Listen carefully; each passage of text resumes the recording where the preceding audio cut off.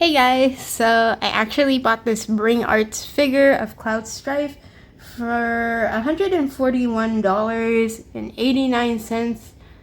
Not including the shipping, but yeah, it was from Amazon. So basically, apparently Amazon does sell items which they will get in touch with vendors themselves, and then they will get stock from them, and then they will sell it. And apparently they say it's to kind of lessen the chances of counterfeits. However, they're such a big company, so sometimes when I don't think they bother to check, so sometimes they might sell fakes. And also on top of that, they're able to like basically absorb a loss. So sometimes, whether or not that's reliable, I would say 50-50 chance maybe. But yeah, so I did look. It says #1, so I don't know if there's like another version of him, because sometimes they redo figures like Bring Arts, and then Square Enix, they will like remake figures and then kind of just revamp them, like change the mold a bit and stuff like that, so that way they're more improved. But yeah, anyways, I searched up how to tell something is a fake. Basically, first off the box, you want the photos to be clear on the box. Apparently, on the corner of the box somewhere, there should be this, what is it? The Bring Arts, the Square Enix Productions, like, logo on it. And then there should be the holographic sticker for that as well. And then there should also be on the box, like, this indented code over here is the product code, and apparently if it doesn't have this and the other stuff, it is most likely a fake. So this one has everything, so I believe it is an actual genuine one, which is good because I paid quite a bit for it. But yeah, so I originally purchased this because I wanted something to go with my other figures, my McFarlane Toys figures, and my McFarlane Toys are 7-inch. Lo and behold, Square Enix doesn't make 7-inch, and apparently it is quite often people do not buy 7-inch. I think my brother said maybe 5 or 6-inch, and then the bigger ones are like different scalings too, but normally I think 5 inches or 6 inches is normally what people go for when it comes to figure sizes. So yeah, this cloud is like 6 inches, 6.6 inches or 6.8 inches, roughly, like that estimate. But yeah, so he's not as big as my McFarlane Toys, unfortunately, but it was not really another option in terms of like sizes that were comparable. So yeah, so it comes with instructions for like all the different pieces, and then also the how to put the Cloudbuster sword on and everything to his back, and then the hands, and then also how to assemble the stand. I might not be assembling the stand in this video because I actually did play around with this figure to see everything, but I didn't touch the stand. But definitely if you're displaying these, use the stand because they're not super stable. I would say like it is much more stable with the stand. But he can technically balance without it for a little bit, so that's what I've been doing with photos. So I'll just show you the components of the stand. It's not really like a nice quality stand. It's decent, but it does look like, what is it? I was talking to my brother and he was saying the problem with the Square Enix stands is that for the Bring Arts is that they kind of look like those cheap ones. And then meanwhile, if you buy like Hot Toys, which is like more expensive and stuff like that, you will actually get like good quality stands. So these are like kind of mediocre, but they're definitely useful because the figures don't really always balance on their own. I would definitely say use the stand if you're gonna pose them. So yeah, so Let me just remove these plastics. So this one is Cloud. He's my favorite, so that's why I purchased him. And I did realize the #1 issue, like I said in my previous video when I was actually doing the chibi adorable arts version, the problem with like changing out different hands and stuff like that, because he does come with extra hands. The more you change out the hands, the looser they get, and you might have to go at it with like a blow dryer and like slowly like make everything a little bit tighter, like maybe press it or something like that. But yeah, over time these are not like, even though you're paying over $100, I would say there are still cons about the figures themselves. So yeah, some parts do feel looser, like when I'm like changing the hands, for example, like after playing around with it so much just to pose it and see like different poses and stuff like that. And what else? This isn't like the scale that I necessarily wanted, but at the same time, I guess if you have like a 6-inch scale, like 5 or 6-inch scale figures that you're going with, it would probably work best with them because it's a little bit on the smaller side. Let's see. So the hair has some shading. It's like yellowish with some orange on it, which is really nice. I like the sculpting of it. It definitely looks really pretty. And then the eyes also look really nice too. Not bad in terms of like the detailing. He's got like that nonchalant, like not super happy face. He's like a very serious character. And then there is the molding for his harness that he's wearing, and then you have his like shoulder pad, and then these parts of his gloves. And oh, hang on, oh no, it came out already.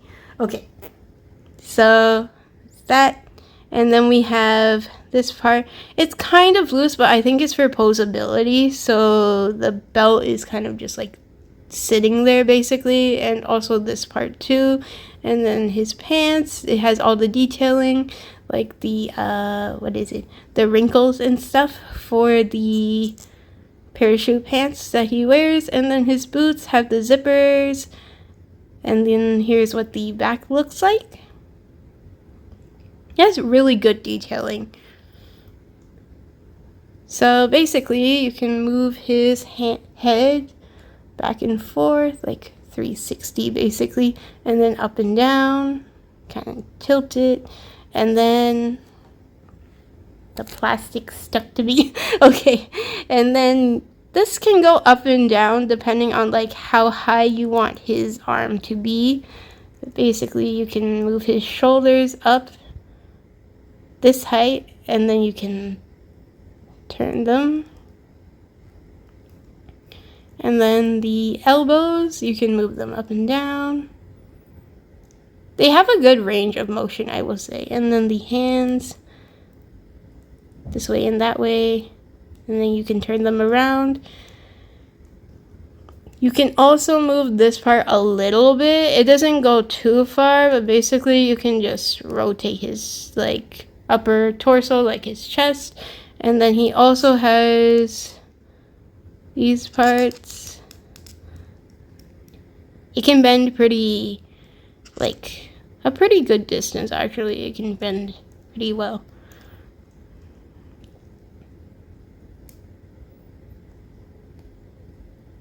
It's very smooth. It's not like, I think it's technically double jointed because how far it bends for the knees, but it's like very smooth. You don't feel like the clicking.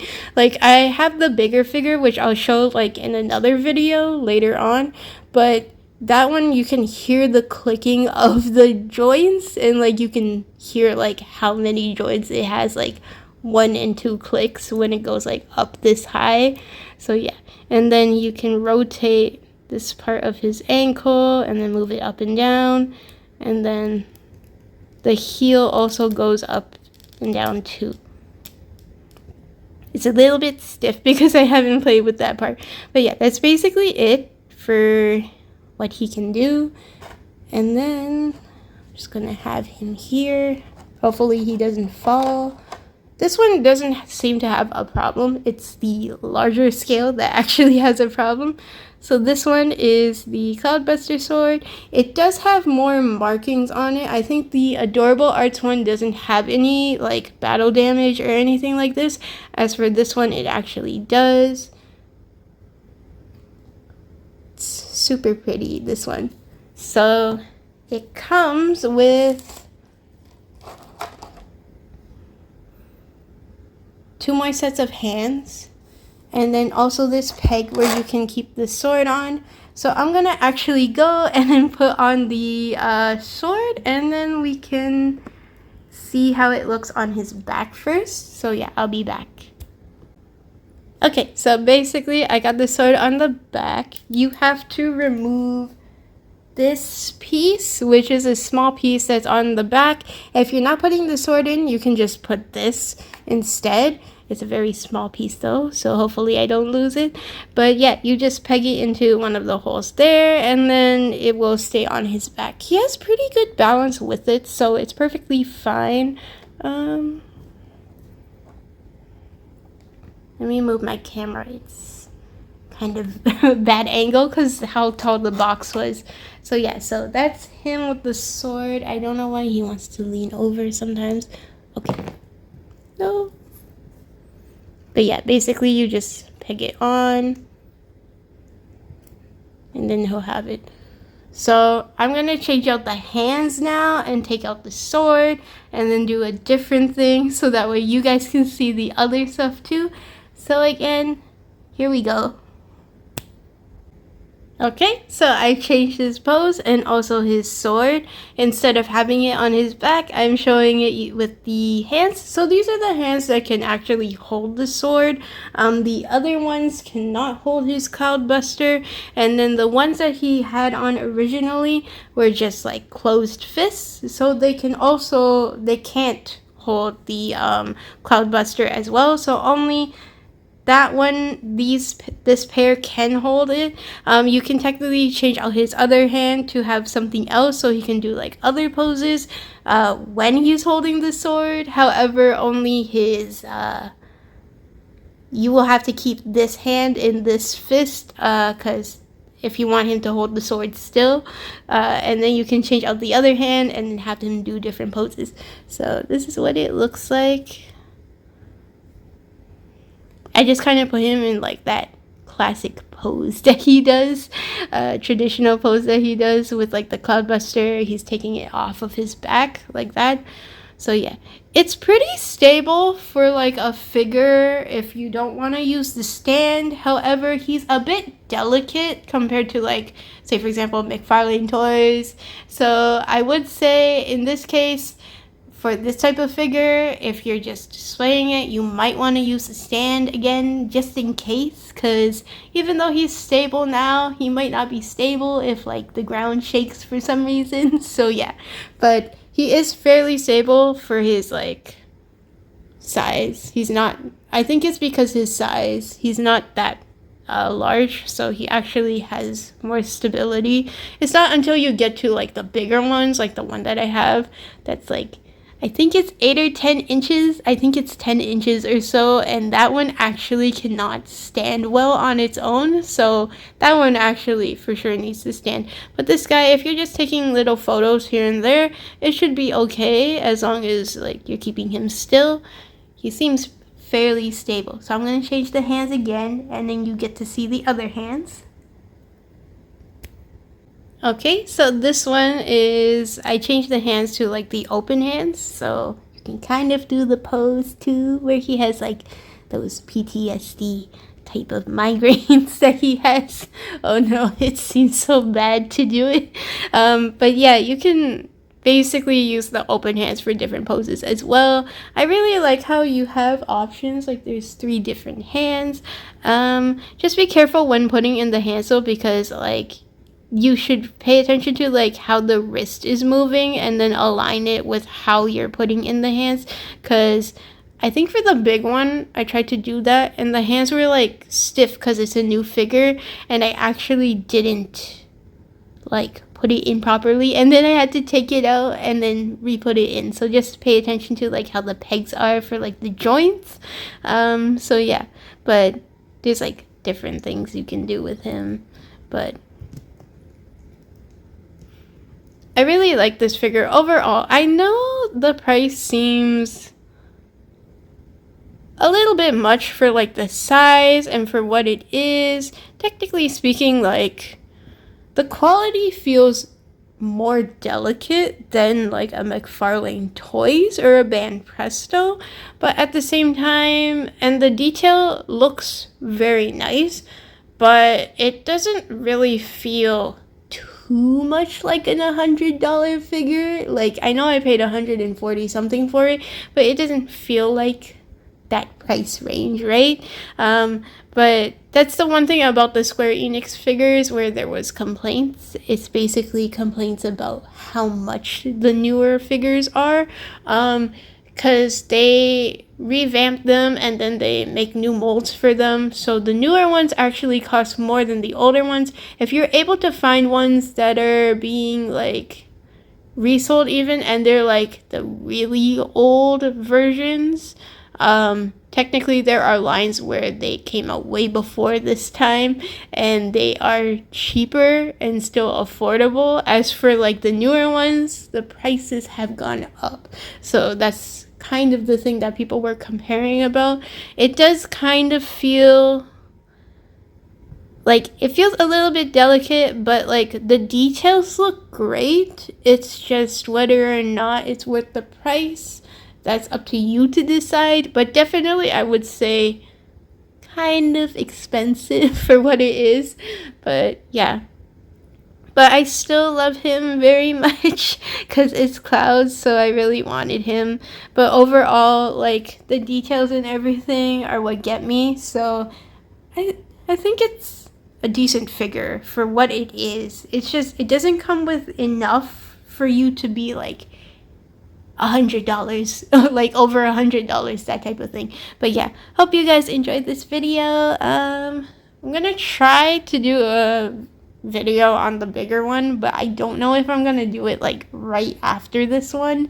So we're gonna see, like it might come later, a video for that one, because I think it's like a 10-inch one. So yeah, I'm excited about that one because it feels different too, like the quality and stuff like that, but at the same time, that one was also more pricey, so we'll see. But there are still a lot of parts that I need to like finick with and like see if I can get them to like be easier for me to swap out when I'm making the video, because it's new and some parts are just like stiff. So I just have to figure out like how I want to do it. So yeah, hope you guys enjoyed this video. Bye!